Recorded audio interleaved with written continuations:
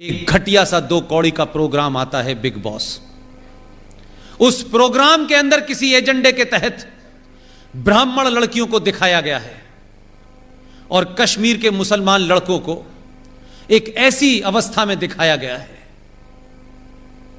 जो सार्वजनिक तौर पे आप उस प्रोग्राम में देख सकते हैं, लेकिन मैं नहीं कह सकता। किसी एजेंडे के तहत जो काम बॉलीवुड ने शुरू किया था, जिस एजेंडे के तहत गुलशन कुमार की हत्या हुई थी, जिस एजेंडे के तहत हिंदुस्तान की फिल्मों से मंदिर भजन गायब हुए और मौला रे मौला शुरू हो गया, जिस एजेंडे के तहत हर कैरेक्टर में लड़की हिंदू है और लड़का मुसलमान है, हर एजेंडे के तहत इस्लाम को ग्लोरीफाई करने की कोशिश की जा रही है और हिंदुओं को कास्ट और गंदी गंदे तमाम जो चीजें, जो पाखंड है, उसको ऐसे दर्शाया जा रहा है कि देखो हिंदू धर्म में कितनी खराबियां हैं। उसी एजेंडे के तहत देश जागृत हुआ है और लोगों ने कंप्लेन करना शुरू कर दी है। एक घटिया सा 2 कौड़ी का प्रोग्राम आता है बिग बॉस। उस प्रोग्राम के अंदर किसी एजेंडे के तहत ब्राह्मण लड़कियों को दिखाया गया है और कश्मीर के मुसलमान लड़कों को एक ऐसी अवस्था में दिखाया गया है जो सार्वजनिक तौर पे आप उस प्रोग्राम में देख सकते हैं, लेकिन मैं नहीं कह सकता। एक एजेंडे के तहत यह किया जा रहा है ताकि इस देश के सनातन संस्कृति की भोली भाली लड़कियों को पहले बॉलीवुड के नाम पर खेल किया गया और अब ये बिग बॉस नाम के टाइप के प्रोग्राम जो चलते हैं बाजारू, उसके तहत किया जा रहा है। मैं ये नहीं कहता कि कोई प्रोग्राम आपकी संस्कृति को कमजोर कर देगा, लेकिन इस पे आपका रिएक्शन आना चाहिए, क्योंकि कुछ लोगों ने यह मान लिया है कि धीरे धीरे धीरे धीरे वो सब करो जिससे कुछ चीजें ग्लोरीफाइड लगें और उनको चलते रहना चाहिए। फिल्मों का एजेंडा मैंने खूब देखा है। एक साहब अथीस्ट हैं, कहते हैं मैं धर्म को नहीं मानता, लेकिन उन्होंने जितनी कहानियां लिखी हैं उस कहानियों का सबसे बड़ा कैरेक्टर है अमिताभ बच्चन। वो खुद अथीस्ट हैं, लेकिन उनकी कहानी में अमिताभ बच्चन मंदिर में जाके कहता है कि तुम खुश तो बहुत हुए होगे, आज तुम्हारी मैं देहरी पे माथा टेकने आया हूं। लेकिन वही अमिताभ बच्चन की हर स्टोरी में या तो वो 786 का बिल्ला होता है जिसे गोली लग के निकल जाती है। जितने भी कैरेक्टर हिंदुओं के नाम से हैं, उन कैरेक्टर में या तो वो हिंदू चोर दिखाया गया है, या दोगला दिखाया गया है, या वो मक्कार दिखाया गया है। और जितने भी नाम मुसलमान हैं, उन नामों के अंदर इतनी इज्जत और इतनी शालीनता दिखाई गई है कि उससे ज्यादा शालीनता कहीं मिलती नहीं है। हर कैरेक्टर के अंदर उसको एक ईमानदार मुसलमान दिखाया गया है। हर कैरेक्टर के अंदर एक खास सोच को बड़ा किया गया है। और मैं नहीं कह रहा, आप सब लोगों ने अमिताभ बच्चन की फिल्में देखी हैं। इस एजेंडे के तहत छोटी सी घटना है, संजय दत्त ने बायोपिक बनाई थी, आप सब ने देखी होगी। उसी बायोपिक के अंदर एक जुमला है जिसने सब कुछ ब्लैक एंड व्हाइट कर दिया, क्योंकि उसमें कुछ झूठ नहीं है। संजय दत्त के पिताजी सुनील दत्त ने जब नरगिस से शादी करने का प्रपोजल रखा, आप जानते हैं उस वक्त के मुंबई का माफिया डॉन हाजी मस्तान ने फोन किया सुनील दत्त को और कहा कि तुम्हें किसने कहा है कि नरगिस से शादी करो, और उसको अपने उस अड्डे पे बुलाया। ये सच्ची घटना है। और उसने कहा कि मैं नरगिस को खुश रखूंगा, आप यकीन मानिए। इस देश में स्थिति आपकी ये थी कि आप किससे शादी करें, उसके लिए उस मुसलमान अगर माफिया डॉन है तो उसकी भी इजाजत लेनी पड़ेगी, और ली।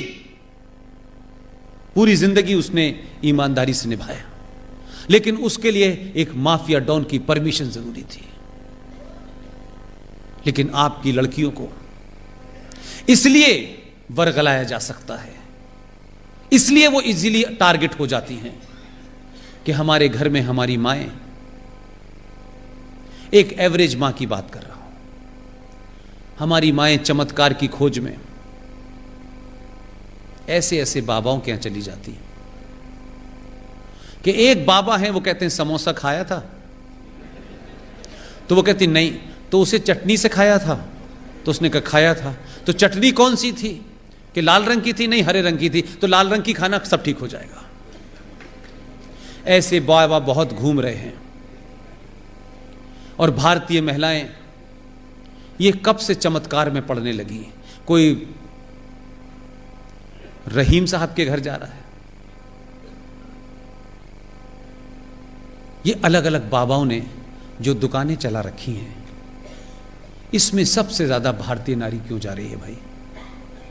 उसका घर संपन्न है, उसके घर में सब कुछ मौजूद है, क्या ऐसी बात है कि वो चमत्कार के चक्कर में अपने बच्चों और बच्चियों को छोड़ करके इन बाबाओं के भुलावे में आ रही है? और वो बाबा क्या क्या करते हैं वो बाद में पता चलता है। आप सनातन संस्कृति की हैं, आप उस वंशज की हैं जिन्होंने जौहर किया है, आप उनकी वंशज हैं जो दुर्गा बन के जिन्होंने अपने दुश्मनों का सर्वनाश किया है।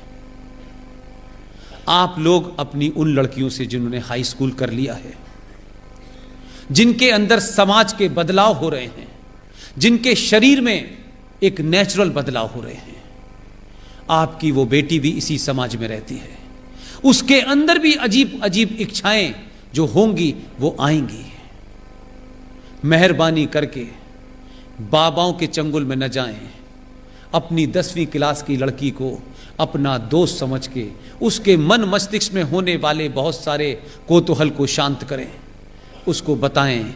दोस्त बन के रहेंगी तो वह अपने मन की बहुत बातें आपसे करेगी।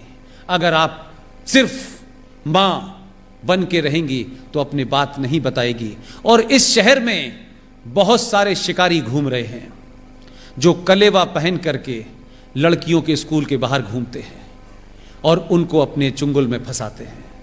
और उसके बाद क्योंकि आपके पास समय नहीं है अपनी बात सुनाने का और सुनने का, वो अपनी बात अपने मन की किसी ऐसे आदमी से कह देती है, किसी भरोसे में कह देती है कि उसको ये पता नहीं चलता है कि मैं धीरे धीरे एक ट्रैप में फंसने जा रही हूं। और जब तक उसे ध्यान आता है तब तक जिंदगी बर्बाद हो चुकी होती है। आप तमाम माएं बहनें अपने उन बच्चों के साथ बैठें, उनसे बात करें। और सोना पहनने का भारतीय नारी को बहुत शौक है। सोना पहन करके सड़क पे चलेंगी, हजारों लुटेरे भूखे नंगे घूम रहे हैं जो आपकी एक सोने की चैन छीनने के चक्कर में आपकी जान जा सकती है। सोना पहन के किसी को नहीं दिखाना है। सोना आपके घर के बुरे वक्त के लिए रखा हो उसे बक्से में रख दीजिए। कुछ सालों के लिए सिर्फ लोहा पहनिए, समस्याएं सॉल्व हो जाएगी। आप लोगों ने मुझे इतने धैर्य के साथ सुना, यह रिकॉर्ड है मेरे जीवन में, लेकिन यह रिकॉर्ड उनको मत बताइएगा। पता करा लेंगे कौन आया था भाई, तो थोड़ी तकलीफ हो सकती है मुझे। वो कह रहे थे मैं ही अकेला है, दूसरा पैदा कैसे हो गया है, जो रात में भी जगा लेता है लोगों को। लिहाजा राजकोट के लोगों में आपका धन्यवाद करता हूं, दिल से धन्यवाद करता हूं। मुझे सिर्फ यह पता था कि आप राष्ट्रवादी हैं, लेकिन आप इतने बड़े राष्ट्रवादी होंगे ये मुझे नहीं पता था।